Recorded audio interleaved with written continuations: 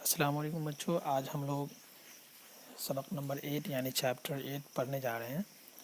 آپ کے اس سبق میں ایک نیا مضمون ہے جس کا نام ہے اردو زبان، یعنی آپ جس لینگویج کو پڑھ رہے ہیں اسی کے بارے میں ایک مضمون ہے، ایک ٹاپک ہے اردو زبان، جس کے لکھنے والے، جس کے مصنف بابائے اردو مولوی عبدالحق صاحب ہے، جن کی پیدائش 1870 میں ہوئی اور انہیں ہی بابائے اردو کے نام سے جانا جاتا ہے، مولوی عبدالحق۔ تو آئیے اس کہانی کو پڑھتے ہیں۔ آپ دیکھ رہے ہیں آپ کے اسکرین پہ اس کا جو میں اس کو ریڈ کر رہا ہوں چیپٹر کو۔ اردو زبان دنیا کی جدید زبانوں میں سے ایک ہے۔ جدید کہتے ہیں نیا کو، یعنی اردو زبان جو ہے نئے زبانوں میں سے ایک زبان ہے، اور ابھی ابھی اس نے اپنے بل بوتے پر کھڑا ہونا سیکھا ہے۔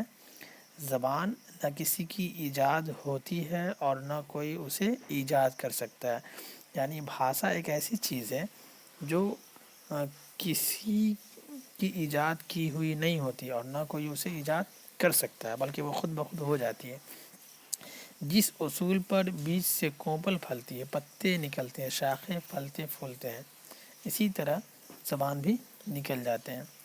اردو اس زمانے کی یادگار ہے جب مسلمان فاتح ہندوستان میں داخل ہوئے، جب کچھ مسلم رہنما جو تھے، محمد بن قاسم، جب ہندوستان آئے تھے اور اہل ہند یعنی ہندوستان میں رہنے والے سے ان کا میل جول روز بروز بڑھتا گیا، اس وقت سے ملک کی زبان میں خفیف تغیر ہوتا گیا، تبدیلی آتی گئی۔ اس وقت کے زبان میں بہت زیادہ تبدیلیاں آئیں، پھر دھیرے دھیرے جس نے آخر میں ایک نئی صورت اختیار کر لی۔ ظاہر سی بات ہے، جب دو تین آدمی آپس میں ملیں گے تو دو تین جگہ کے ہوں گے، دو تین الگ الگ زبان بولنے والے ہوں گے، تو ایک نئی زبان نکل پڑے گی۔ خفیف کہتے ہیں ہلکا کو، تغیر کہتے ہیں بدلا ہوا، تبدیل کو، جس کا ان میں سے کسی کو سان و گمان بھی نہ تھا۔ مسلمان فارسی بولتے آئے تھے اور ایک زمانے تک ان کی زبان فارسی ہی رہی۔ دربار و دفاتر، دفتر کی جمع دفاتر میں بھی اس کا سکہ تھا، یعنی کس کا؟ تو فارسی کا۔ ہندوؤں نے بھی اسے شوق سے سیکھا۔ اسی زمانے میں فارسی لکھنا پڑھنا تہذیب میں داخل تھا۔ فارسی کے علاوہ عربی مسلمانوں کی مذہبی اور علمی زبان تھی۔ دستار فضیلت، دستار فضیلت کہتے ہیں وہ پگڑی جو تعلیم مکمل ہونے پر باندھی جاتی ہے۔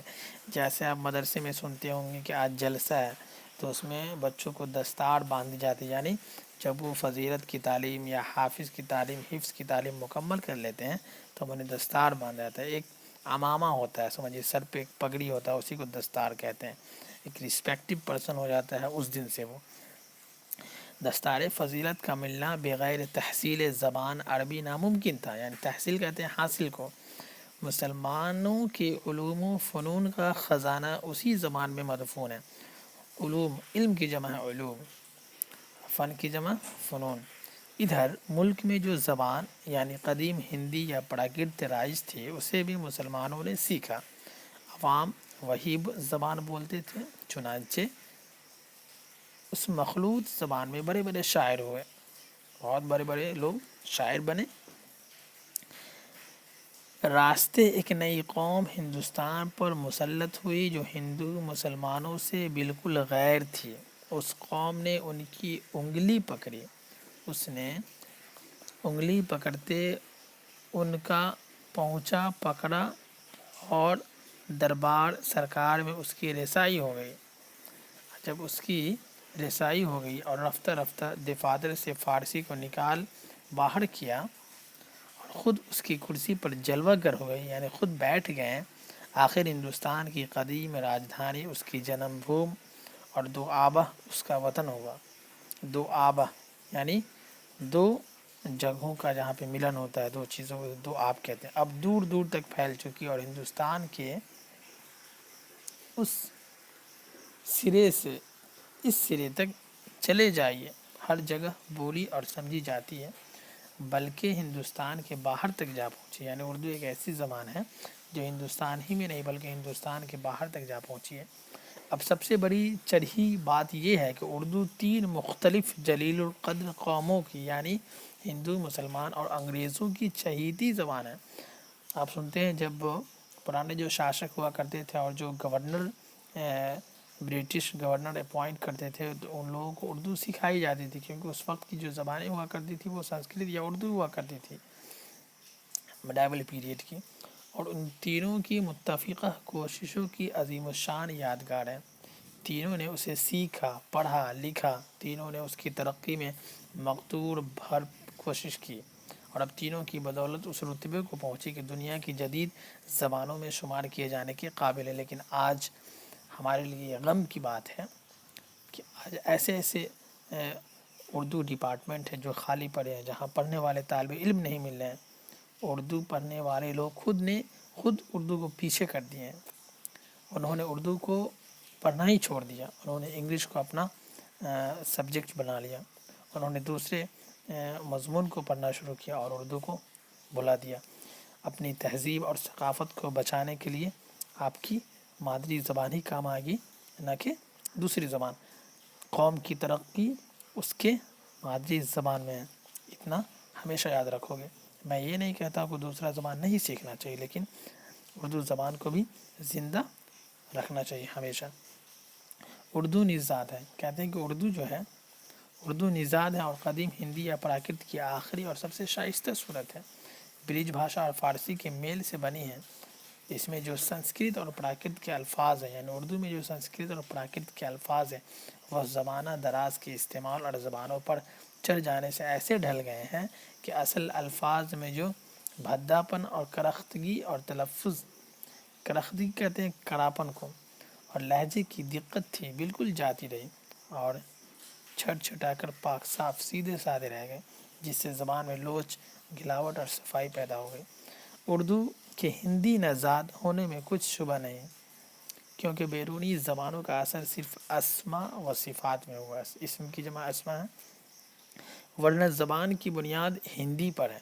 تمام حروف فاعلی، مفعولی، اضافت، نسبت، ربط وغیرہ ہندی ہیں، ضمیریں سب کی سب ہندی ہیں، افعال سب ہندی ہیں، لیکن فارسی عربی الفاظ کے اضافے نے مختلف صورتوں میں اس کی اصل خوبی میں اضافہ کر دیا ہے۔